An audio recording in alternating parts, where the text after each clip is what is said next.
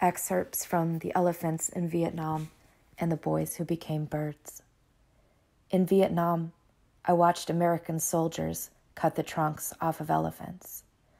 Violence was so normalized that no one batted an eyelash at the boys sent across the world to die, but some men confided in me that they felt bad for the elephants.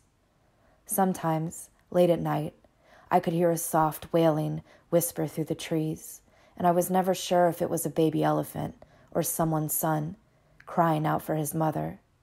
When I couldn't sleep, I'd climb trees whose branches stretched out their hands towards heaven. Maybe I wanted to be closer to the stars or further away from this earth. Maybe I knew no one was listening to them, not even God. For some of the men in my platoon, the war started with them burning draft cards and ended with them burning villages. We were as vulnerable to the elements as we were to our enemies. Mosquitoes dipped their straws into our veins and ended up blood drunk on malaria pills. It rained so often, I never knew if it was sweat or raindrops pouring down my face from the humidity. When we'd pass out from exhaustion, our bodies would make mud angels in the soil, and, for a moment, it almost made us feel human again. I tried to make peace with Mother Nature at night when the fields of Vietnam were illuminated by fireflies, but I couldn't find the courage to write a letter home to my own mother. There were too many stories I couldn't tell her. It's strange how we passed the time knowing each day could be our last on earth. We played football with hand grenades and built card houses out of our limited rations of saltine crackers. My friend John wanted to be a doctor when he got out of the army. The other soldiers would come to him with their ailments, and he loved to mess around with them by saying, "This looks really bad. I think we're going to have to amputate it. Take a swig of liquor and bite down on this bullet." He'd stare at their horrified expressions and start laughing. "I'm just kidding, brother. Don't worry. I'll fix it." He made do with what little we had, holding needles over flickering candles and using dental floss to sew their wounds shut. At night, we'd lay our heads on our rucksacks, and suddenly we were boys again, staring up at incoming missiles illuminating the sky like fireworks on the 4th of July. One day, we were wading through the swamp with our guns over our heads, bugs chirping all around us, daydreaming about the girls we'd left behind. When I get back to Virginia, Alice wants to drive my VW bus all the way to California. She wants to visit Haight-Ashbury and the Hollywood sign. We might even follow the Rolling Stones around for a while, John laughed. Jenny said she'd let us marry each other in the little white chapel in Vegas. I can't wait to grow out my sideburns again. I'm going to grow one of those handlebar mustaches and wear aviators like the Hells Angels. I shot him a sly smile. I never saw the bullet. I just watched his head fly away from his body and off towards heaven. There were so many boys who fell asleep in my arms and never woke up. I planted their dog tags in the dirt, hoped that one day, when the sky opened up and God poured a watering can over the earth, their bodies would bloom back to life before my eyes.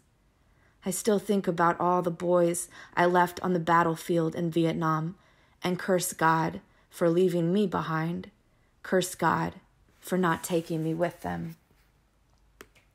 I couldn't bear to see the men with missing limbs beg for quarters on the street corners and torn army fatigues with a far-off look in their eyes like animals staring at a forest fire. Sometimes I'd look at them and mourn the elephants who lost their trunks in Vietnam. Sometimes I think cognitive dissonance has killed more men than bullets. Now all that's left of me is a man curled up in the fetal position, crying on a subway platform. When the police arrived on the scene, they cuffed my hands behind my back like a metal straitjacket and committed me to the PTSD wing of the VA hospital, where other soldiers talked about the war like an old lover they never got over. They did their best to explain this kind of pain to our therapist, leading our support group. "I'm haunted by the ghosts of my friends who never made it home," one said. The helicopter pilots in Vietnam were sitting ducks. There were 21 pilots in my flight school, and I'm the only one left. I had to shoot myself in the foot just to survive it, but I never made it out alive. No one said anything after that.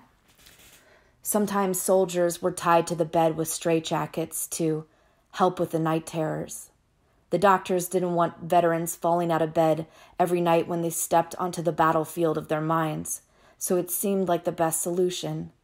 One night, I couldn't sleep, so I untied the sleeves of my straitjacket from the bedpost and slipped into the hallway past a sleeping guard. I tiptoed past the other PTSD patients snoring in their rooms and climbed up 3 flights of stairs to the roof. When I made it to the roof of the building, the city looked like 1,000 fireflies sparkling at night in the fields of Vietnam. Funny how I could never really tell if they were fireflies or bullets until one of my friends caught one between his teeth.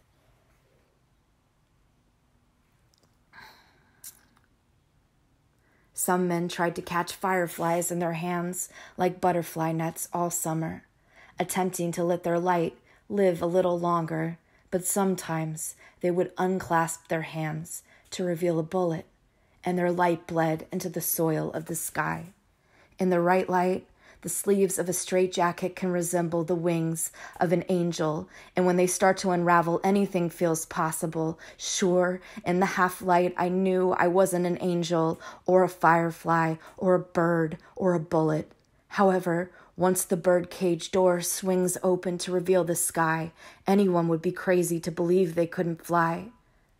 When the paramedics finally arrived at the rooftop and approached the ledge, I like to think all that was left of me was a fistful of feathers.